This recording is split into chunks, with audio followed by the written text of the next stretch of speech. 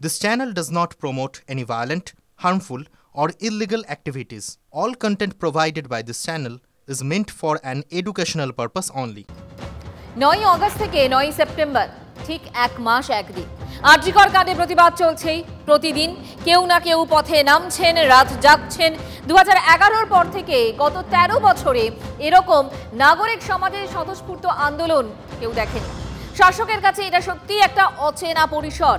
বাড়ির মা কাকিমা থেকে প্রফেশনাল আইটি কর্মী যেভাবে রোজ পথে নামছেন, সেটা অনেকেই বলছেন এ তো সত্যিই শাসকের কাছে অস্বস্তির। এ তো রাজনীতির ঊর্ধ্বে উঠে সাধারণ মানুষের প্রতিবাদ। শাসকের বিরুদ্ধে সোচ্চার আমজনতা। অস্বস্তি তো শুধু বাইরে নয়, ভিতরেও রয়েছে। শান্তনু সেন, সুখেন্দু শেখর রায়, জহর সরকার তালিকায় বড় বড় নাম। নীতি নৈতিকতার কথা বলে রাজ্যসভার সাংসদ পদ থেকে ইস্তফা দেওয়ার সিদ্ধান্তও নিয়েছেন জহর সরকার। এমনকি মুখ্যমন্ত্রীর বোঝানে তো কোনো কাজ হয়নি। তাহলেই বুঝুন চাপ কতটা বাড়ছে। অনেক জায়গায় আবার নেতা বদলের ডাকও শোনা যাচ্ছে। এবার প্রশ্ন হলো, কোন পথে ড্যামেজ কন্ট্রোল? ভিতরে বাইরে এই ডামাডোল আদৌ সামাল দিতে পারবে শাসক দল? এই প্রশ্ন দিয়েই শুরু করি আজকের TV9 স্পেশাল ঘাসফুলের ডামাডোল। আপনাদের সঙ্গে আমি মঞ্চিরা।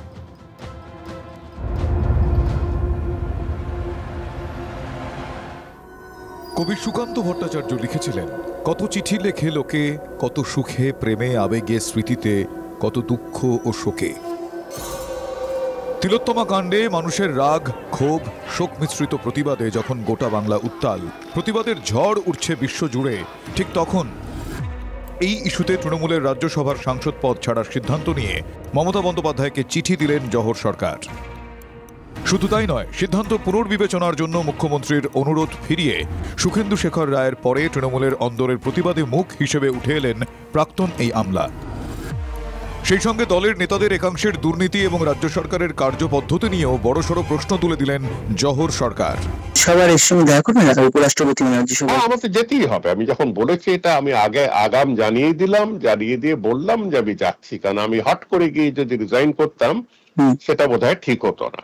উপরাষ্ট্রপতি তো আমাকে রাজ্যসভার এমপি করেননি, করেছেন তৃণমূল কংগ্রেসের চেয়ারপারসন।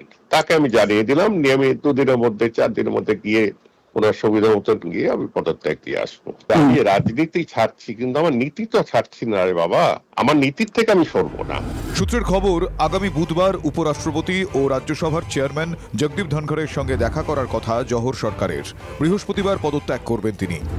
মুখ্যমন্ত্রী মমতা বন্দ্যোপাধ্যায়কে পাঠানো চিঠির ছত্রে ছত্রে আরজিকর কাণ্ডে ব্যাপক আন্দোলন এবং তার প্রেক্ষিতে রাজ্য সরকারের ভূমিকা নিয়ে প্রশ্ন তুলে জহর সরকার লিখেছেন, এই মুহূর্তে রাজ্যের সাধারণ মানুষের যে স্বতঃস্ফূর্ত আন্দোলন ও রাগের বহিঃপ্রকাশ আমরা সবাই দেখছি, এর মূল কারণ কতিপয় পছন্দের আমলা ও দুর্নীতিগ্রস্ত ব্যক্তিদের পেশি শক্তি হ্রাস পালন। আক্ষেপের সুরে প্রাক্তন আমলা এও লিখেছেন যে, আমার এত বছরের জীবনে এমন ক্ষোভ ও সরকারের প্রতি সম্পূর্ণ অনাস্থা দেখিনি। এমনকি যখন সরকার তথ্যমূলক বা সত্য কোনো বক্তব্য মানুষের সামনে রাখছে, তা তাঁরা একেবারেই বিশ্বাস করতে পারছেন না। আরজিকরে তিলোত্তমার ধর্ষণ খুনের ঘটনার পরে যখন তৎকালীন অধ্যক্ষ সন্দীপ ঘোষের পদত্যাগের দাবিতে সবাই সরব, তখন তাকে বদলি করা হয় ন্যাশনাল মেডিকেল কলেজে। এমনকি সন্দীপ ঘনিষ্ঠ অভিক দে, বিরূপাক্ষ বিশ্বাস সহ চিকিৎসক মহলের উত্তরবঙ্গ সিন্ডিকেটের নাম জড়ানোর পরও সে বিষয়ে ব্যবস্থা নিতে অনেক টালবাহানা চলেছে। সেই বিষয়গুলির দিকেই ইঙ্গিত করে জহর সরকার আরও লিখেছেন, সবাই মনে করে রাজ্যের স্বাভাবিক অবস্থা অনেক আগেই ফিরে আসতে পারত যদি দুর্নীতিগ্রস্ত এই ডাক্তারদের চক্র ভেঙে দেওয়ার সময়োচিত সিদ্ধান্ত নেওয়া হতো এবং যে উচ্চপদস্থ আধিকারিকরা এই নক্কারজনক ঘটনার সঙ্গে জড়িত তাদের দৃষ্টান্তমূলক শাস্তি দেওয়া যেত। মুখ্যমন্ত্রীকে তাঁর অতীতের কথা মনে করিয়ে তিনি কেন সেই পুরনো মমতা ব্যানার্জির মতন ঝাঁপিয়ে পড়ে সরাসরি জুনিয়র ডাক্তারদের সঙ্গে কথা বলছেন না, সেই প্রশ্নও তুলেছেন জহর সরকার। একজন সচেতন নাগরিক হিসেবে, একজন প্রবীণ আমলা হিসেবে উনি সিদ্ধান্ত নিয়েছেন। কেন নিয়েছেন তার সম্পূর্ণ ব্যাখ্যাটা উনি ওনার চিঠির মধ্যে দিয়েছেন। জহরবাবু প্রাক্তন আমলা ছিলেন, অনেক সিনিয়র জ্ঞানী গুণী মানুষ। তিনি তার মতো করে কোনো সিদ্ধান্ত নিয়েছেন, সেটা আমাদের শীর্ষ নেতৃত্ব বিচার করবেন। সেই বিষয়ে ওনাকে আমাদের স্তরে কোনো সমালোচনা আমি সেই পথে যাচ্ছি না।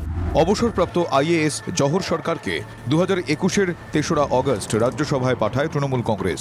তার সাংসদ পদের মেয়াদ রয়েছে 2026-এর 2রা এপ্রিল পর্যন্ত। সূত্রের খবর, মুখ্যমন্ত্রী এদিন জহর সরকারকে ফোন করে সিদ্ধান্ত পুনর্বিবেচনার অনুরোধ জানান। কিন্তু তৃণমূলের রাজ্যসভার সাংসদ জানিয়ে দেন, মানুষের কাছে কথা দিয়ে ফেলেছি, আর ফেরা সম্ভব নয়। আপনার সঙ্গে যোগাযোগ থাকবে। সূত্রের খবর, দলীয় সাংসদরা যথাযোগ্য সম্মান পাচ্ছেন না বলেও মমতা বন্দ্যোপাধ্যায়ের কাছে অভিযোগ জানান জহর সরকার। না, মমতা বন্দ্যোপাধ্যায়ের অনুরোধের পরেও জহর সরকার ফিরছেন না। তার এই সিদ্ধান্তের কথা প্রকাশ্যে আসতেই তোলপাড় পড়েছে শাসক দলের অন্দরে।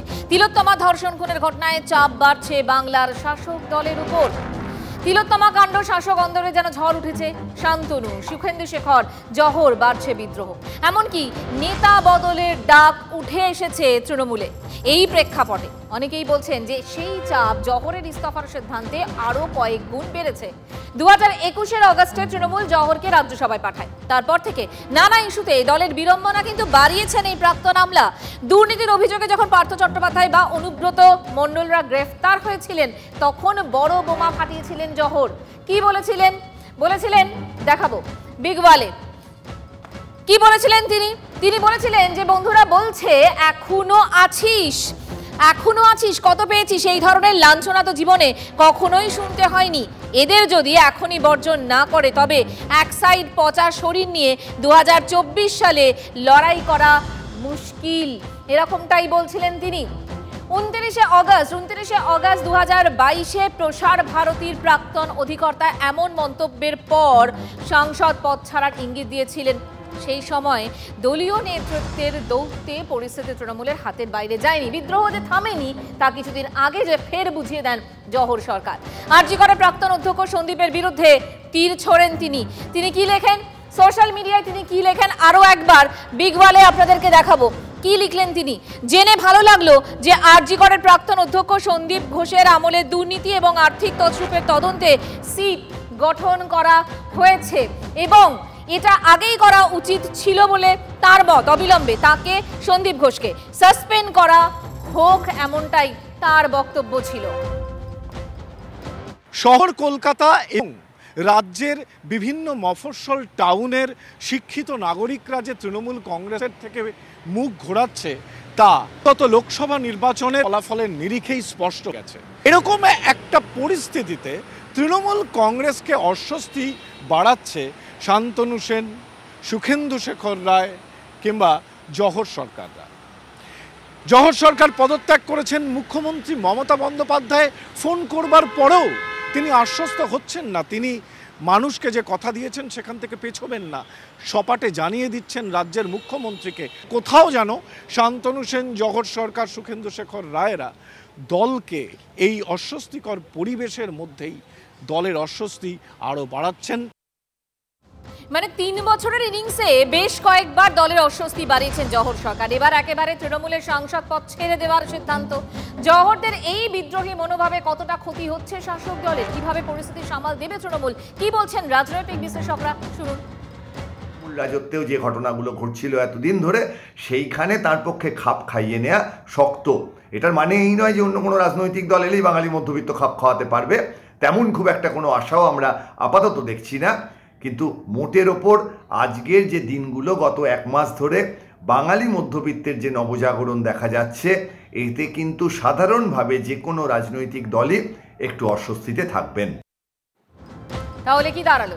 আরজিকর পর্বে নতুন অস্বস্তিতে রাজ্যের শাসক দল। রাজনৈতিক ইস্যুতে তৃণমূল থেকে ইস্তফা বা অন্য দলে যোগদানের নজির তো অসংখ্য রয়েছে, তবে একটা সামাজিক ইস্যু, এভাবে শাসক দলের সাংসদ পদ ছেড়ে দেওয়ার সিদ্ধান্ত তৃণমূলের জামানায় কিন্তু কার্যত বেনজির। আরজিকর ইস্যুতে তৃণমূলের অন্দরে শুরু থেকেই নানা দ্বিধাদ্বন্দ্ব কাজ করছে। 14 অগস্ট যখন রাত দখলের ডাক দেওয়া হলো, তখন তৃণমূল নেতা কুণাল ঘোষ এই নিয়ে বিদ্রুপ করলেন। তবে তারই মধ্যে সেই আন্দোলন সফল করার আবার ডাক দিলেন কলকাতা পুরসভার 37 নম্বর ওয়ার্ডের তৃণমূল কাউন্সিলর সোমা চৌধুরী। তৃণমূল নেতা পিয়াল চৌধুরীর স্ত্রী সোমা রাত দখলকে সমর্থন জানিয়ে সোশ্যাল মিডিয়ায় পোস্টও করলেন। আরজিকর হাসপাতালের সদ্য প্রাক্তন অধ্যক্ষ সন্দীপ ঘোষ, আপাতত যিনি সিবিআই এর হেফাজতে, সন্দীপ ঘোষকে আড়াল করার সিদ্ধান্ত, অভিযোগ বিরোধীদের নয়, খোদ শাসকের অন্দর থেকেই চলে এসেছে। শুরু থেকেই তৃণমূল নেতা শান্তনু সেন তার 1 পয়েন্ট এজেন্ডা ছিল এই সন্দীপ ঘোষ। আরজি করের প্রাক্তন অধ্যক্ষর বিরুদ্ধে ধারাবাহিকভাবে মুখ খুলে দলের মুখপাত্রের দায়িত্ব হারিয়েছেন শান্তনু। চলে গেছে কলকাতা পুরসভার স্বাস্থ্য উপদেষ্টার পদও। শান্তনুর মতো তার স্ত্রী কাকলি, যিনি আরজি করের বিক্ষোভে যোগ গিয়েছিলেন রাত দখলের কর্মসূচিতে, তিনিও দলে কোণঠাসা। জহরের মতো অবশ্য ইস্তফা দেওয়ার কথা বলেননি, তবে তিলোত্তমা পর্বে একটার পর একটা মন্তব্য সোশ্যাল মিডিয়ায় পোস্টে সুখেন্দু শেখর রায় বুঝিয়ে দিয়েছেন তিনিও বিদ্রোহটা চালিয়েই যাবেন। সন্দীপের জন্য দলের ভাবমূর্তি কেন নষ্ট হবে তা নিয়ে প্রশ্ন উঠেছে তৃণমূলের অন্তরে। সন্দীপের জন্য জনমানসে ভাবমূর্তি নষ্ট হচ্ছে রাগঢাক না রেখে বলে দিচ্ছেন শাসক দলের নেতারা। আরজি কর নিয়ে মমতা বন্দ্যোপাধ্যায়ের কাছে যে ভুল বার্তা যাচ্ছে তাও বুঝিয়ে দিয়েছেন তারা। মমতা বন্দ্যোপাধ্যায়কে মিসলিড করার চেষ্টা করছে কেউ। আমার মনে হয় মুখ্যমন্ত্রীকে কেউ যেন মিসগাইড না করে। আবার আমার মনে হচ্ছে মমতা বন্দ্যোপাধ্যায়কে মিসলিড করার চেষ্টা করছে কেউ। আমার মনে হয় মুখ্যমন্ত্রীকে কেউ যেন মিসগাইড না করে। একজন আপাদমস্তক দুর্নীতিগ্রস্ত প্রিন্সিপালকে বাঁচানোর জন্যে আজকে এত বড় ক্ষতির সম্মুখীন আমরা কেন হব? কেউ বা কারা মমতাদির কাছে বোঝানোর চেষ্টা করছে এই একমাত্র প্রিন্সিপাল তৃণমূলপন্থী। দেখুন, জহর, সুখেন্দু শেখর বা শান্তনুরা বিচ্ছিন্ন কেউ নন। নারী নিরাপত্তা নিয়ে মুখ খুলে শাসক দলের বিড়ম্বনা বাড়িয়েছেন তৃণমূলের তাবড়ের নেতাদের পরিবারের সদস্যরাও। মমতা বন্দ্যোপাধ্যায় বারবার বলেন তার দলের মহিলাদের গুরুত্ব দেওয়া হয়, সম্মান করা হয়। জোড়াফুল শিবিরের সেই মহিলা সাংসদরাই বলেছেন চিকিৎসকরা যে সুরক্ষার দাবি তুলেছেন তার সঙ্গে তারাও একমত। সরকার বদলানো না, সমাজ বদলানোর আন্দোলন, সমাজকে বদলানো দরকার, সেটাই সবার চায়। সবাই শাস্তি চাইছে। আলটিমেটলি সবাই, এমন পৃথিবীতে কোনো মানুষ নেই যে এই ঘটনাকে সমর্থন করবে। সবার আলটিমেটলি টার্গেট হচ্ছে শাস্তি।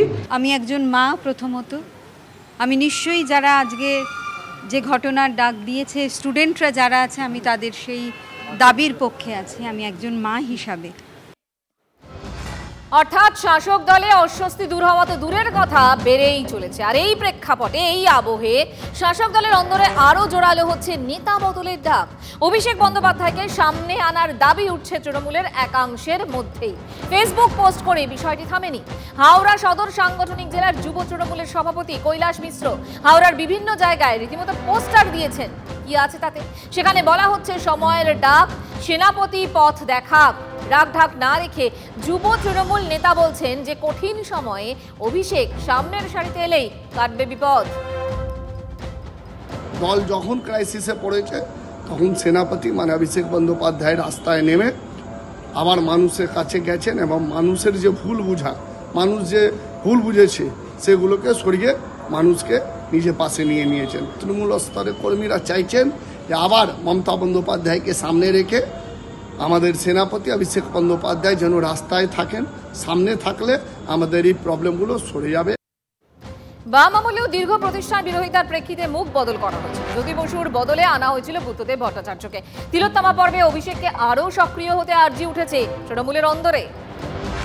বামের চক্রান্ত ব্যর্থ করার লড়াই মমতা বন্দ্যোপাধ্যায়ের নেতৃত্বে হচ্ছে এবং অভিষেক বন্দ্যোপাধ্যায়কেও সক্রিয়ভাবে এই লড়াইতে সামনে চাই।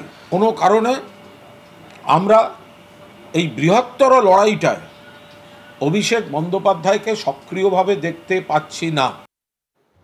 এবার প্রশ্ন হচ্ছে যে বৃহত্তর লড়াইয়ের কথা বলছেন, সেই বৃহত্তর লড়াই বা এই পরিস্থিতি সামাল মুখ বদল করে কি দেওয়া যাবে, নাকি দলের অন্দরে টানাপোড়েন আরও বাড়বে?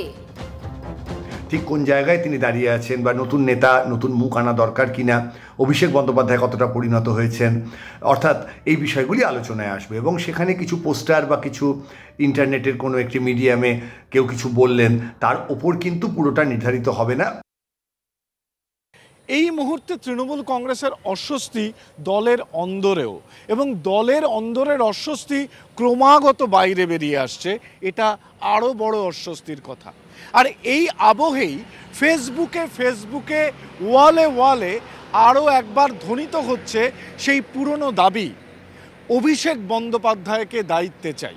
আরজি কর কাণ্ডের পরিপ্রেক্ষিতে এই দাবি আরও জোরালো হচ্ছে, যা শাসক দল তৃণমূল কংগ্রেসের কাছে অবশ্যই অস্বস্তিকর তো বটেই।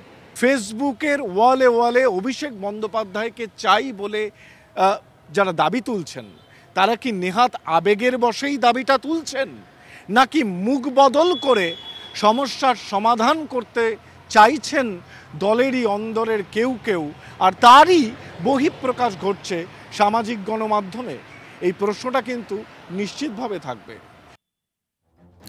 দেখুন, প্রথম দফার শেষ থেকে দুর্নীতির একের পর এক অভিযোগ, তৃণমূলের তাবরণে তাদের জেল যাত্রা, এসব যেন শাসকের অচেনা, অনেক চেনা। তবে এবার এই সামাজিক ইস্যু যেভাবে চেপে বসেছে সেটা কিন্তু শাসক দলের কাছে অনেকটাই অচেনা।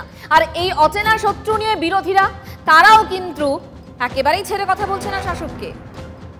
নরেন্দ্র মোদীর সবচেয়ে বড় সমালোচক এবং এনডিএ সরকার বিরোধী বলেই পরিচিত, আর সে কারণেই মমতা বন্দ্যোপাধ্যায় তাকে রাজনীতিতে ল্যাটারাল এন্ট্রি দিয়েছেন। এখন এই ক্ষেত্রে দাঁড়িয়ে তিনি সত্যি যদি পদত্যাগ করেন তাহলে নিঃসন্দেহে সেটা এই সরকারের কাছেই বার্তা পৌঁছচ্ছেন যে সরকারের চলে যাওয়ার সময় এসেছে। জওহর সরকার যা বলেছেন সবাই দেখেছেন, সংবেদনশীল মানুষের মন। জওহর সরকার যা বলেছেন সবাই দেখেছেন, সংবেদনশীল মানুষের মন। গন্ডারের যেমন চামড়া মোটা হয় কিছু ভেদ করে না, পশ্চিমবঙ্গ সরকারের নির্লজ্জতার যে চামড়া, যে আবরণ, সেই নির্লজ্জতার আবরণ এতই মোটা যে কোনো যুক্তি তর্ক, কোনো প্রতিবাদ, কোনো অনুকম্পা অনুভূতি তাদেরকে স্পর্শ করে না।